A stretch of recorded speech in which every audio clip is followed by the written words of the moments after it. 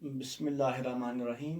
Class 11 subject economics. Topic آج نیا topic ہے ہمارا، رادر نیا چیپٹر ہے، لبرلائزیشن، پرائیویٹائزیشن اینڈ گلوبلائزیشن. یہ آج کا ہمارا ٹاپک ہے اور آج کا سب ٹاپک جو ہے that is need for economic reforms in India. Hindustan میں کیا ضرورت پڑی کہ اکنامک ریفارمز کرنے پڑے. تو نیچے کچھ پوائنٹس ہیں، اس سے پتہ چلے گا آپ کو کہ کیا ضرورت پڑی، کیوں ضرورت پڑی اکنامک ریفارمز کی ہندوستان میں. پہلا پوائنٹ ہے ہمارا increase in physical ڈیفسٹ.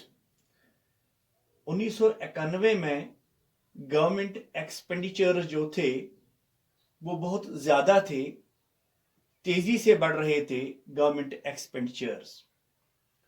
Then its revenue کم ملتا تھا اور ایکسپینڈیچر بہت زیادہ ہوتا تھا. تو اس طرح سے یہ لارج مارجن جو ہے which became unsustainable. تو فزیکل ڈیفسٹ جو ہے یہ انکریز ہر سال کے بعد اس میں اضافہ ہوتا جا رہا تھا. Due to increase in this non development expenditure, یہ وہ ایکسپینڈیچر تھا جہاں پہ نان ڈیولپمنٹ ہوتی تھی. Fiscal deficit was 5.4% of G D P in 1981-82. اگر 1981-82 کی بات کریں تو فزیکل ڈیفسٹ جو تھا that was 5.4% of G D P, اور یہ اس میں اضافہ ہوتا گیا، یہ 8.4% ہو گیا آف جی ڈی پی کا ان 1990 اینڈ 91. تو 1990 میں اور 91 میں یہ جی ڈی پی کا 8.4% ہو گیا، وہ اس میں انکریز ہوا. انٹرسٹ پیمنٹ جو تھے on public debit were amounted to 10% of total government expenditure.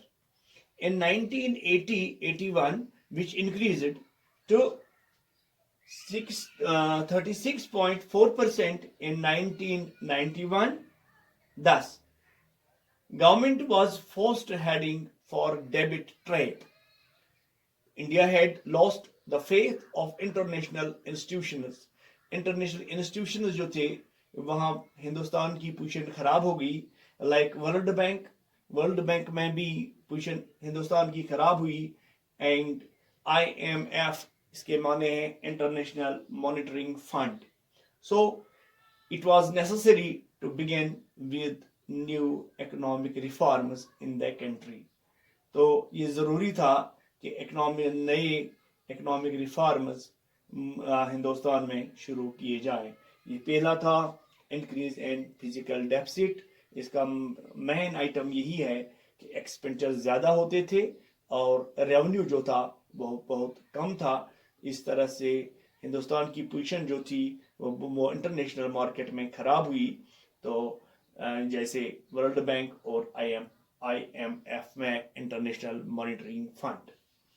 تو دوسرا ہے ایڈورس بیلنس آف پیمنٹس. جو بیلنس آف پیمنٹس جو ہیں ان میں وہ ایڈورس ہو گئے تھے. ایڈورس کے معنی ہے balance of payments is an account of all the payments and receipts. جو پیمنٹس وہاں سے آتے ہیں اور جو ریسپٹس ہوتے ہیں of one country with other country. جب ایک ملک دوسرے ملک کے ساتھ ٹریڈ کرتا ہے اس میں جو ہے اس میں امپورٹ اور ایکسپورٹ کا حساب لگایا جاتا ہے. امپورٹ کتنا ہوا اور ایکسپورٹ کتنا ہوا. تو اس سے یہ پتا چلا کہ امپورٹ جو تھے جو ہم دوسرے ممالک سے لاتے تھے وہ زیادہ تھا اور زیادہ تیزی سے وہ بڑھ رہا تھا. تو جو ایکسپورٹ ہمارا تھا وہ بہت کم تھا. اس طرح سے بیلنس آف پیمنٹ جو تھے دیٹ واز ایڈورس. وہ ایڈورس ہو گئے بیلنس آف پیمنٹس. یہ بیلنس آف پیمنٹس کی بات ہم نے پہلے بھی ایک ٹیبل کے ذریعے میں نے آپ کو بتایا ہے، سمجھایا ہے کہ امپورٹ اتنا ہوا، ایکسپورٹ اتنا ہوا، پھر مائنس وہی ہو گیا بیلنس آف پیمنٹس، یا ہم نے اس میں کہا تھا شاید بیلنس آف ٹریڈ کنٹری. تو foreign exchange to pay for the import of goods. جیسے ابھی میں بات کر رہا تھا فارن ایکسچینج جو ہم چیزیں امپورٹ کرتے ہیں گڈس اینڈ سروسز. تو deficit in balance of payment, balance of payment جو تھے اس میں وہ ڈیفسٹ تھا آن کرنٹ مینس کہ ہمارا امپورٹ جو تھا وہ زیادہ تھا اور ہمارا ایکسپورٹ جو تھا وہ کم تھا. Current was 2214 crore in 1981. تو بیلنس آف پیمنٹ جو تھے ڈیفسٹ بیلنس آف پیمنٹ 1980-81 کی بات کریں 2214 کروڑ تھے deficit balance. Which it means import زیادہ تھے اور ایکسپورٹس کم. کہ یہی ڈیفسٹ اسی کو مائنس کر کے جب امپورٹ کو مائنس کریں گے ایکسپورٹ وہاں سے جو نکلتا ہے that is balance of payments. Rate rose to RS 17367 means 17,367 crore in 1990 and 91. یہ بڑھ گیا یہ بیلنس آف پیمنٹس 1990-91 کی بات کریں تو 17,367 تک پہنچ گیا یہ.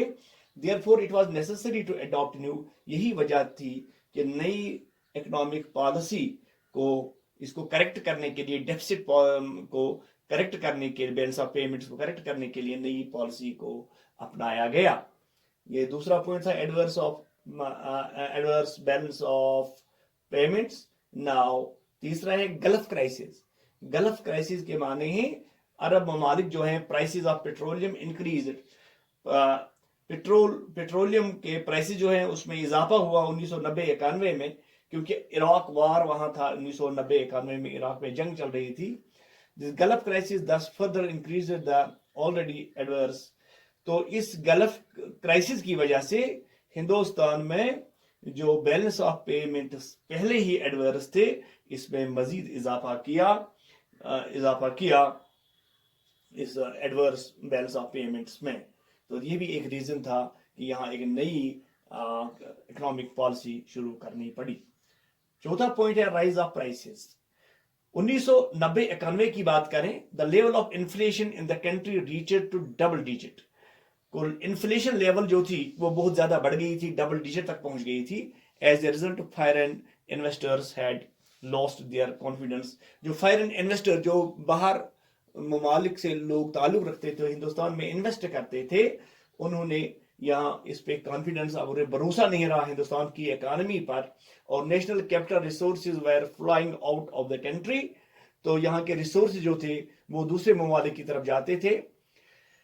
Cost of production had taken a upward jump due to high rate of inflation. تو جو پروڈکشن کاسٹ جو تھا اس میں کافی اس میں اضافہ ہوا ہائی ریٹ آف انفلیشن کی وجہ جب K2 میں اضافہ ہوا.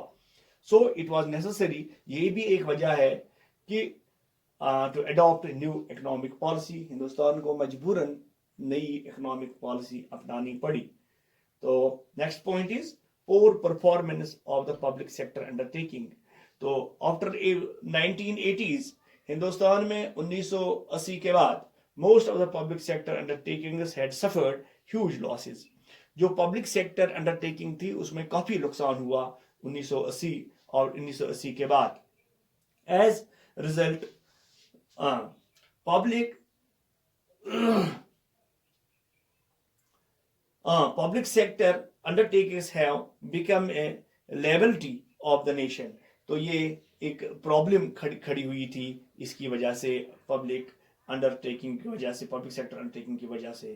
It became inevitable for the government to adopt a new economic policy. یہ بھی ایک مجبوری تھی ہندوستان کو کہ اس نے ایک نئی اکنامک پالیسی کو اس نے اپنایا. لاسٹ پوائنٹ ہے فال ان فارن ایکسچینج ریسورسز. جو ہمارے پاس فارن ایکسچینج ریزروز تھے اس میں کمی آ گئی. 1990-91 کی بات کریں فارن ایکسچینج ریسورسز ڈکلائن کمی آئی ان میں to a level that was not adequate for imports worth more than 2 weeks. گویا کہ جو ہم امپورٹس کرتے تھے وہاں سے دوسرے ممالک سے سامان لاتے تھے ہم صرف دے سکتے تھے تو 2 ہفتوں تک ہمارے پاس جو یہ تھا فارن ایکسچینج جو تھا وہ ادا کر سکتے تھے. exports declined and industrial output of the country was crippled. India had to approach the world. इस दौरान हिंदुस्तान को अप्रोच करना पड़ा वर्ल्ड बैंक को और इंटरनेशनल मॉनेटरी फंड को टू प्रोवाइड ह्यूज लोन्स. उन्होंने लोन हासिल किया वर्ल्ड बैंक से और आईएमएफ से तकरीबन $7 बिलियन, ताकि हिंदुस्तान की जो क्राइसिस थी वो थोड़ा से उसमें कमी आ जाए. तो ये भी एक वजह थी. It was necessary to adopt a new economic policy. ये भी एक वजह थी कि हिंदुस्तान को एक नई इकोनॉमिक पॉलिसी अपनानी पड़ी. तो जाते जाते एक बार फिर इंक्रीज, पहला पॉइंट जो था हमारा date is increase in physical deficit, दूसरा था एडवर्स बैलेंस ऑफ पेमेंट्स, तीसरा था गल्फ क्राइसिस, चौथा था राइज ऑफ प्राइसेस, पांचवा था पोर performance of the public sector undertaking, और छठा था हमारा fall in foreign exchange reserves. तो यही वजह है, यही पॉइंट्स रिस्पॉन्सिबल हैं, जिम्मेदार हैं कि हिंदुस्तान को क्यों नई इकोनॉमिक पॉलिसी या इकोनॉमिक रिफॉर्म्स करने पड़े. तो यही वजह थी, इन्हीं पॉइंट्स की बुनियाद पे हिंदुस्तान को ज़रूरत पड़ी कि इकोनॉमिक रिफॉर्म्स को या नई इकोनॉमिक पॉलिसी को अपनाने की. Thank you.